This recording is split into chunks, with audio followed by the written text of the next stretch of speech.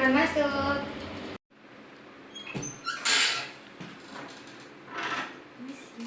Ya. Bu, silakan duduk. Ya. Selamat pagi, apakah benar dengan Ibu S? Ya benar Mbak, saya dipanggil Ibu S. Ya, terima kasih ya sudah datang ke sini untuk konseling. Bagaimana perasaan Ibu hari ini? Alhamdulillah Mbak. Oke. Datang ke sini sama siapa, Bu? Sendiri Mbak, suami soalnya kerja. Oh, gitu. Kalau boleh tahu, Bu, datang ke sininya untuk karena ada keluhan apa atau mungkin butuh apa? Jadi gini Mbak, saya ini kan lagi kondisi hamil 6 minggu. Namun akhir-akhir ini tuh saya sering lemas, lemah, tidak bernafas juga. Padahal saya sudah cukup istirahat. Apa karena saya hamil ya Mbak? Baik, untuk kondisi ini,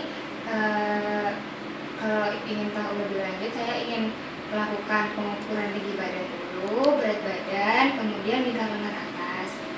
Apakah Ibu bersedia? Bersedia Bu. Baik, kalau gitu kita menuju ke alat untuk pengukuran ya.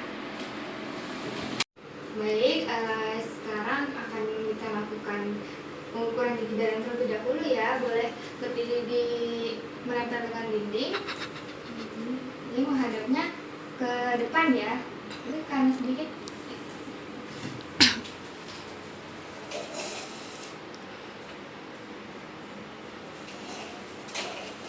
Jadi tinggi badan Ibu 155 cm. Nah, selanjutnya kita ke pengukuran tinggi badan. Boleh naik ke timbangannya.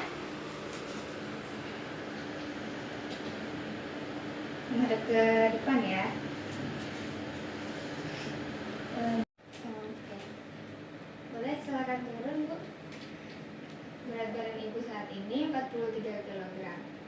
Kemudian pengukuran lingkar lengan atas, untuk bajunya boleh diangkat. Dengan sering melakukan aktivitas memakai tangan kanan atau tangan kiri? Tangan kanan Mbak biasanya. Berarti kita ukur di tangan kiri ya. Jadi dulu Bu udah disisihkan dulu dengan bajunya. Seperti ini? Ya. Permisi ya dulu.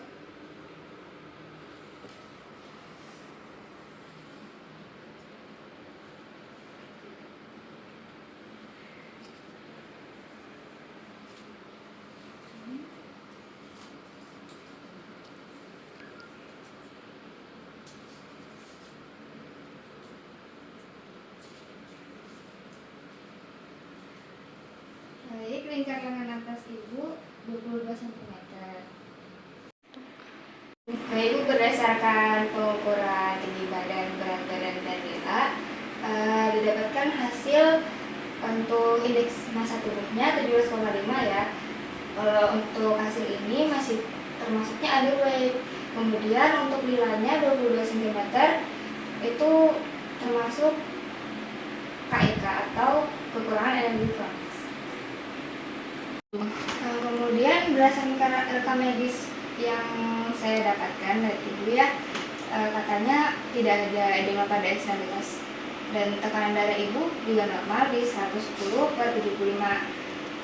Kemudian kadar HB Ibu juga normal di hasilnya 12 gram per desiliter.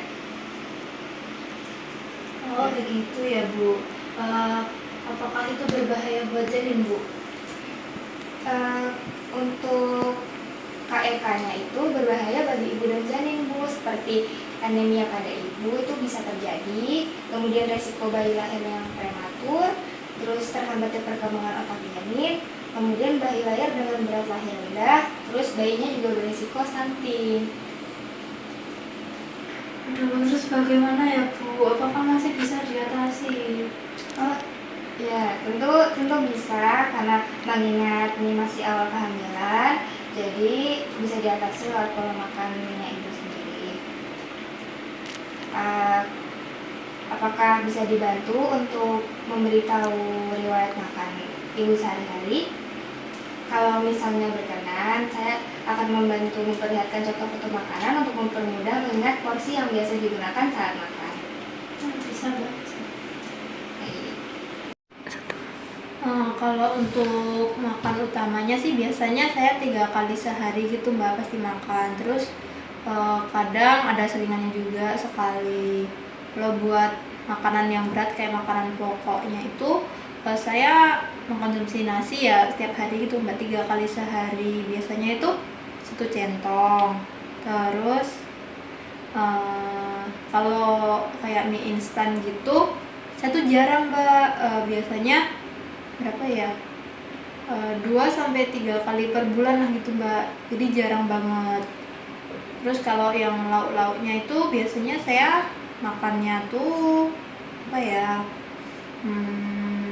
kayak telur itu biasanya 2-3 kali per minggu apa ya. Terus kadang juga sama ikan pindang gitu, kalau itu 3-4 kali dalam seminggu ada. Terus kadang juga saya tuh pakai lauk kayak tahu, tempe, itu biasanya setiap hari ada 2 kali. Ya 2 kali itu 1 potong. Terus apa ya, sayur. Nah kalau sayur itu biasanya tuh saya mengonsumsi bayam. Itu dalam seminggu tuh bisa 2 kali. Itu kalau saya makan itu 2 sendok sayur itu ada. Terus kadang juga gambas 1-2 kali lah dalam seminggu. Itu juga sama 2 centong. 2 centong sayur gitu Mbak. Terus sama apa ya, kangkung itu bisa 1-2 kali juga dalam seminggu. Tapi kalau kangkung itu saya cuma makan 1 sendok sayur aja.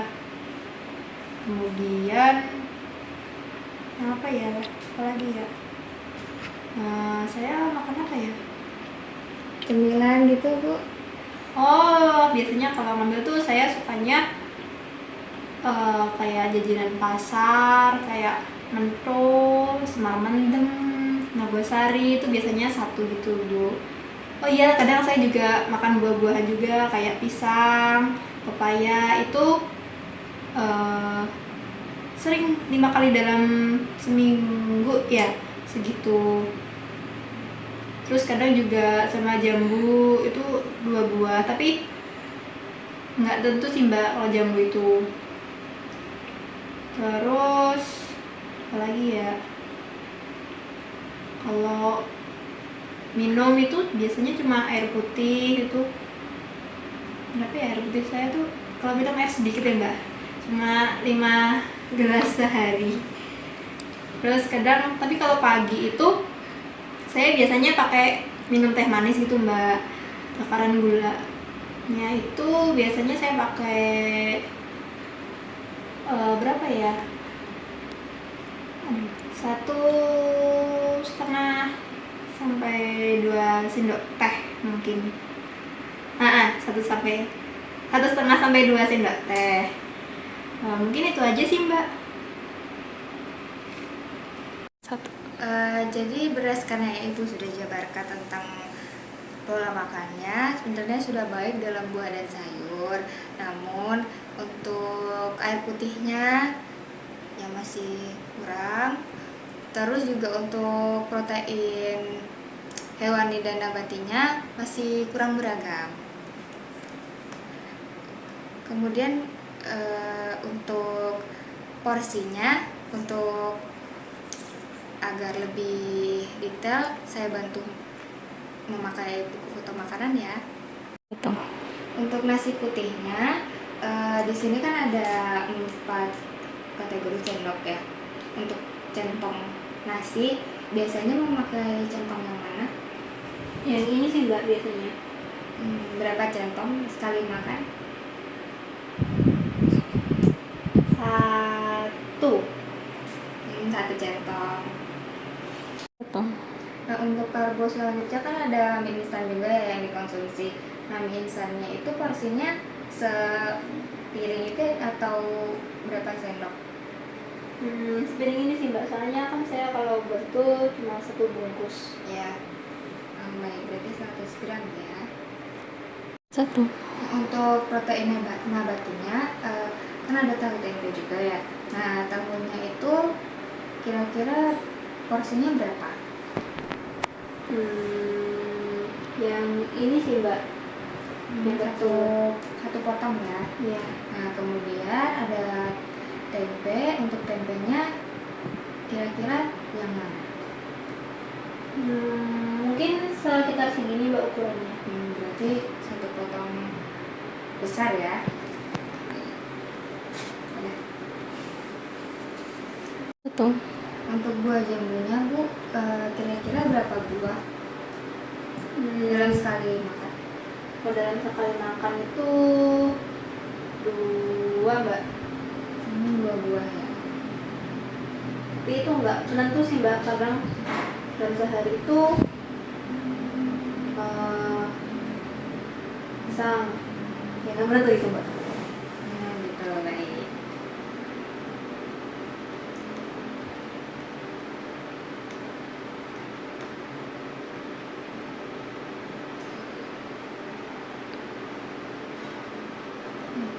Nih, kemudian untuk pepaya itu 1 potong besar atau 1 potong dadu untuk sekali makannya? Yang segini sih mbak. Jadi 1 potong besar ya. Iya. Oke, itu 100 gram. Kemudian untuk pisangnya Iya, 1 potong juga kayak gini. gitu ya. Sekali makan pisangnya pisang apa tuh? Pisang emas atau pisang Ambon yang gede gitu atau pisang raja? Ini bisa dilihat gambarnya kalau bingung. Biasanya sih yang dekat rumah tuh pisang Ambon sih mbak. Pisang Ambon. Ya, berarti 1 buahnya 100 gram ya. Nah, Ibu, dari hasil riwayat makan yang sudah kita lakukan tadi, kemudian akan saya hitung terlebih dahulu untuk pemenuhan energi, protein, lemak, dan karbohidratnya sehari. Kemudian karena membutuhkan waktu, Ibu bisa menunggu sebentar sembari membaca brosur terkait gizi untuk ibu hamil agar meningkatkan pengetahuan Ibu ya. Baik, Mbak.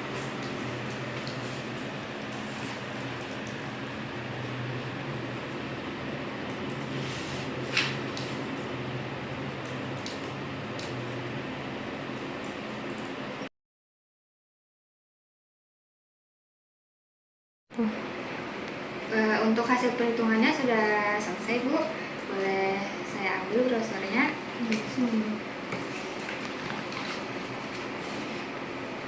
Dari asesmen yang sudah kita lakukan, saya melihat bahwa asupan kalori ibu ini 1895 kilokalori per hari, yang seharusnya ibu itu mengkonsumsi sebanyak 2550 kalori per hari. Kemudian proteinnya juga masih kurang, di 39 gram harusnya mengkonsumsi sebanyak 68 gram. Kemudian lemak 43 gram dan karbohidratnya 240 gram. Nah, kemudian dari hasil ini, hal yang perlu kita perhatikan itu memastikan kesehatan ibu dan bayi tetap terjaga, karena ibu itu kan merasa letih, lemah, dan lesu ya. Jadi terkait asupan energi dan zat gizinya karena kurang optimal, terutama saat ibu sedang hamil. Terus apa ya mbak kira-kira yang harus saya lakukan agar asupan protein sama kalori tadi ya mbak? Kalori tadi saya itu bisa ditingkatkan, dapat dipenuhi dengan baik. Pertama-tama kita akan fokus pada peningkatan asupan energi dan protein tentunya ya. Saran yang saya akan berikan kepada ibunya ini seperti tambahan asupan proteinnya, yaitu konsumsi lebih banyak sumber protein hewani ya, seperti daging sapi, ayam, dan ikan. Nah, telur juga ini bisa ditambah frekuensinya menjadi setiap hari jika memungkinkan. Kemudian untuk asupan kalorinya bisa ditambah dengan cemilan-cemilan sehat kayak kacang-kacangan, yogurt, terus buah-buahan kering, terus Ibu cobalah untuk mengkonsumsi nasi atau sumber karbohidrat lain dalam porsi yang sedikit lebih banyak setiap kali makan ya. Kemudian untuk sayur dan buahnya, ini bisa ditambah lagi variasi dan jumlah sayuran buah yang dikonsumsi. Kayak misalnya ada bayam dan sayuran hijau lainnya yang tinggi zat besi. Kemudian untuk air minum seperti yang sudah saya jelaskan tadi, untuk mengusahakan minum air minimal 8 gelas sehari agar tetap terhidrasi, karena kan ibu lemah letih lesu ya, takutnya dehidrasi terus pingsan. Kemudian juga kalau bisa dikurangi minum tehnya. Kemudian juga hindari makanan olahan ya, kayak mie instannya tadi, meskipun dalam sebulan juga terbilang jarang, tapi kalau bisa dihindari dulu selama hamil karena rendah zat gizi dan tinggi natrium.